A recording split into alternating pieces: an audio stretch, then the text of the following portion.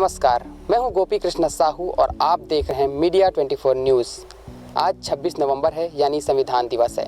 संविधान का हमारे जीवन में कितना महत्व है और आज ही के दिन संविधान दिवस क्यों मनाया जाता है, इसके अधिक जानकारी के लिए हमारे साथ हैं डॉक्टर भूपेंद्र करवंदे सर, जो छत्तीसगढ़ कॉलेज में असिस्टेंट प्रोफेसर हैं। सर, आपका बहुत बहुत स्वागत है। बहुत बहुत धन्यवाद। सर, आज ही के दिन 26 नवंबर को संविधान दिवस मनाने के पीछे आखिर क्या कारण है? देखिए, 26 नवंबर 1949 को हमारा जो संविधान है वो अंगीकृत किया गया था, स्वीकार किया गया था और संविधान सभा ने उस संविधान को स्वीकार किया। इसलिए 26 नवंबर हमारे लिए वो डेट है जिस डेट को हम संविधान दिवस मनाते हैं। वास्तव में जब संविधान दिवस मनाने की जो परंपरा है ये 2015 से शुरू हुई, क्योंकि 2015 में हमारे भारत के प्रधानमंत्री श्री नरेंद्र मोदी जी ने ये कहा था कि अब हम 26 नवंबर को संविधान दिवस के रूप में मनाएंगे। इसके पहले 26 नवंबर जो है वो विधि दिवस के रूप में मनाया जाता था। तो 2015 में डॉक्टर बाबा साहब भीमराव अंबेडकर जी की 125वीं जयंती मनाई जा रही थी। उसको मेमोरेबल करने के लिए, उसको याद रखने के लिए 26 नवंबर को अब संविधान दिवस के रूप में 2015 से मनाया जा रहा है। इसके पीछे मूल उद्देश्य जो है वो यही है कि लोग संविधान की भावनाओं को समझे, संविधान को जाने, लोगों के बीच में संविधान का प्रचार प्रसार हो। इसको इसलिए इस दिवस को बहुत खास माना जाता है और इसीलिए इसे मनाया भी जाता है। सर, आखिर 26 नवंबर को जो संविधान है वो पेश किया गया था और 26 जनवरी को ये लागू हुआ, तो आखिर ये जो 61 दिनों, जो 2 महीने का जो समय है, ये आखिर इतना क्यों लगा सर? देखिए, 26 नवंबर 1949 को हमारी संविधान सभा ने संविधान को अंगीकृत कर लिया था, लेकिन इसको लागू करने के लिए 26 जनवरी 1950 की तारीख इसलिए तय की गई क्योंकि 26 जनवरी को कांग्रेस ने अपने कराची के अधिवेशन, लाहौर अधिवेशन में ये स्पष्ट किया था, पूर्ण स्वराज की घोषणा की थी और 26 जनवरी हमारे लिए एक मेमोरेबल डेट थी। अर्थात 26 जनवरी को हमने पूर्ण स्वराज की मांग की थी और पूर्ण स्वराज की घोषणा की थी।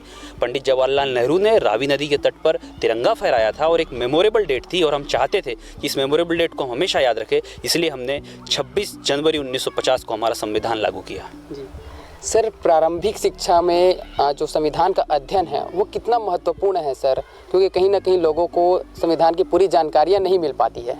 जी देखिए, मैं ये समझता हूँ कि जिस तरीके से हम शिक्षा पर बल देते हैं तो हम ये भी चाहते हैं कि हमारे देश के सभी नागरिकों को संविधान की जानकारी हो। लेकिन संविधान की जानकारी होगी कैसे?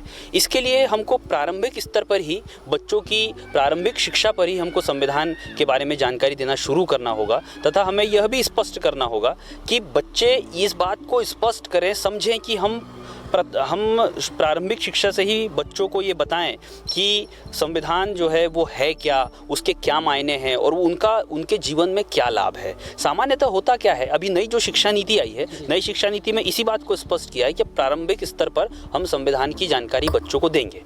हमारा जो मूल कर्तव्य है वो, पहला मूल कर्तव्य ये कहता है कि संविधान का पालन करें, उसके आदर्शों को समझे, उसका सम्मान करें। लेकिन हम जब तक संविधान को जानेंगे नहीं तो हम उसका पालन और उसके आदर्शों का सम्मान हम कैसे कर पाएंगे? इसलिए आवश्यक है कि प्रारंभिक स्तर से ही जो बच्चा है वो उसे संविधान की मूलभूत जानकारी होना प्रारंभ हो जाए।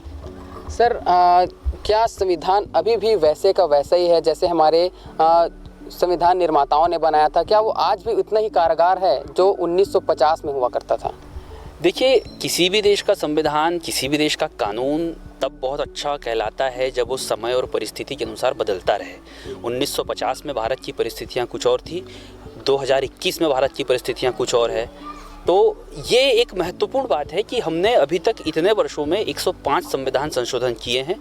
इसको जनता के अनुरूप, समय के अनुरूप परिवर्तित किया है, लेकिन इसके मूल ढांचे में कभी परिवर्तन नहीं किया। और हमारा जो संविधान है वो बिल्कुल स्पष्ट है, सारी भावनाओं को स्पष्ट करता है, समय परिस्थिति के अनुसार बिल्कुल वैसा ही है जैसा हमारे संविधान निर्माता चाहते थे। सर, क्या ये अंतिम सवाल है कि क्या आम जनता को संविधान के बारे में उतनी जानकारियाँ मिल पा रही है जितनी उन्हें होने चाहिए? क्योंकि हम देखते हैं कहीं ना कहीं संविधान, कानून के बारे में लोगों को जानकारियाँ नहीं होती है और उन्हें कई परेशानियों का सामना करना पड़ जाता है। जी बिल्कुल, बहुत बहुत स्पष्ट बात है कि आप कैसे कह पाएंगे कि एक सामान्य जनता को, एक सामान्य जन को संविधान की जानकारी है।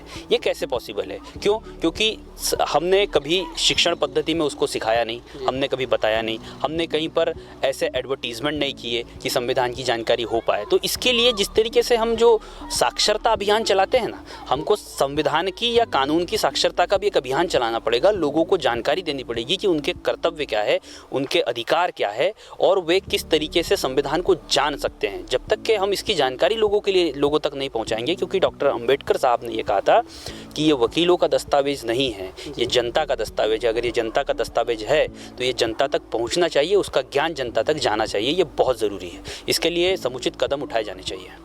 जी, बहुत बहुत धन्यवाद सर। तो ये थे हमारे साथ डॉक्टर भूपेंद्र करवंदे सर, जिन्होंने संविधान के बारे में जो जानकारियाँ दी वो हमारे दर्शकों के लिए कहीं ना कहीं महत्वपूर्ण है और उनके दैनिक जीवन पर ये महत्व रखेगा।